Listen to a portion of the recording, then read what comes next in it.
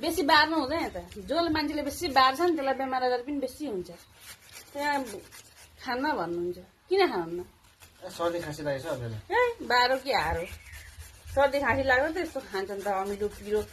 नाकाबाट सिँगान तत्तरी निस्किने गरी खानुपर्छ चट्टै हुन्छ यसरी कोर्दैछु म होइन मसिनो पारेर काटो भने चाहिँ खानु सजिलो हुन्छ यत्रो फलमेटा बनायो भने त दाँत कुडिएर भएर केही खान सक्दिनँ दुईजनाले गर्छ नि एकजनाले पो गर्छ छोरा म गर्दैछु त कम्ती खान्छ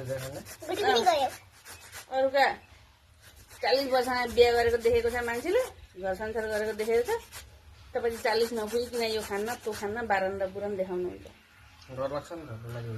बार्ने मान्छेले बेसी बेमार हुन्छ कुनै टाइम कुनै उसमा त मौकामा त खानै पर्यो यस्तो टाइम यस्तो सिचुएसन पनि आउँछ चाहिँ खान्न भनेको नि खानुपर्छ गर्दिन भनेको नि गर्नुपर्छ होइन गाइज बहुत बारन बुरन कि म त खाइन्छु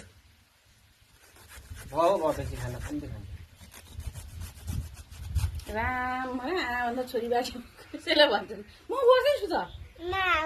आमाभन्दा छोरी बाठी घटा घसा त गुटी घसिसक्यो त गुटीले के गर्नु